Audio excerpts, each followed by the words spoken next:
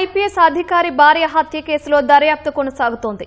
నిందితుల కోసం దేశవ్యాప్తంగా పలు ప్రాంతాల్లో పోలీసులు గాలిస్తున్నారు. మరిన్ని వివరాలు మా ప్రతినిధి రమేష్ ను అడిగి తెలుసుకుందాం. రమేష్, విశ్రాంత ఐపీఎస్ అధికారి భార్య హత్య కేసు దర్యాప్తు తాజా వివరాలేంటి?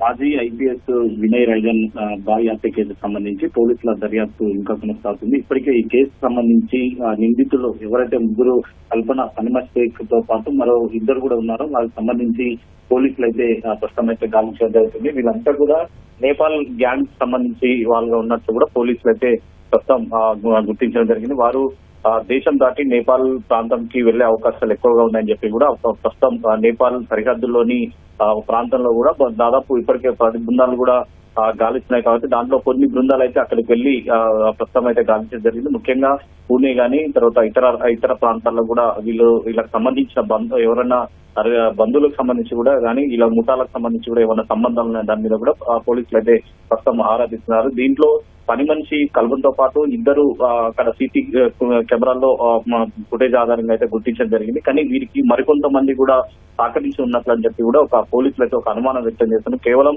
వీళ్ళు ముగ్గురే కాకుండా మరికొంతమంది కూడా ఉండే అవకాశం ఉందని చెప్పి కూడా ప్రస్తుతం ఆ పోలీసులు అనుమానం వ్యక్తం చేస్తున్నారు. వారిలో ఎవరు ఒక్కరు దొరికినా గానీ పూర్తి వివరాలు తెలిసే అవకాశాలు ఎక్కువగా ఉన్నాయని చెప్పి కూడా అధికారులు అయితే భావిస్తున్నారు. ఇప్పటికే పోలీసులు అయితే గాలింపు చర్యలు ముమ్మరం చేయడం జరిగింది. ప్రధానంగా వారి కుటుంబ సభ్యులు ఇచ్చిన ఫిర్యాదు మేరకు అయితే ఇటు పోలీసులు అయితే 301 తర్వాత 309 బిఎన్ఎస్ యాక్ట్ ప్రకారం అయితే పోలీసులు కేసు నమోదు చేయడం జరిగింది. దాంట్లో మరి వాళ్ళు ఇచ్చిన కంప్లైంట్ లో ప్రధానంగా పలువురు అంశాలను అయితే పేర్కొనడం జరిగింది. ఈ నెల 8వ తారీఖున కల్పన ఫోన్ స్విచ్ ఆఫ్ రావడం, తర్వాత ఆ తల్లి బెడ్రూమ్ దగ్గర వెళ్లి అక్కడ వెళ్లి చూసినట్టు అప్పటికే అటు మృతి చెందినట్లయితే తల్లి వాళ్ళ కూతురు ఒక ఫిర్యాదు అయితే ఇచ్చింది. ఆ ఫిర్యాదు మేరకు అయితే పోలీసులు వివరాలు సేకరించడం జరిగింది. బంధువుల నుంచి కూడా వారు ఎప్పుడు కల్పన ఇక్కడ పనిలో పెట్టుకోవడం జరిగింది. పనిలో పెట్టిన తర్వాత ఆమె ప్రవర్తన పైన కానీ వారికి ఎవరెవరు వచ్చారు, తర్వాత వారితో ఎవరెవరు ఉన్నారన్న మీద ప్రధానంగా పోలీసులు అయితే దర్యాప్తు చేయడం జరిగింది. ఈ కేసుకు సంబంధించి కూడా పోలీసులు ఎందుకంటే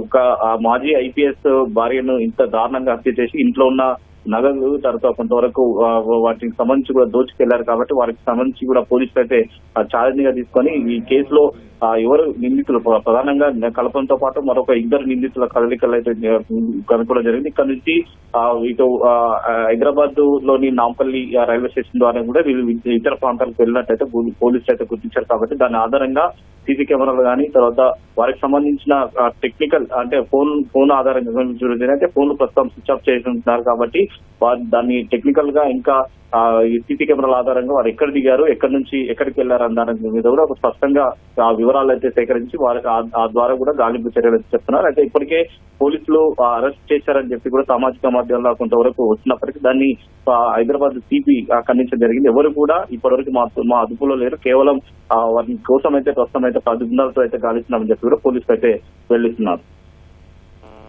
ధన్యవాదాలు రమేష్.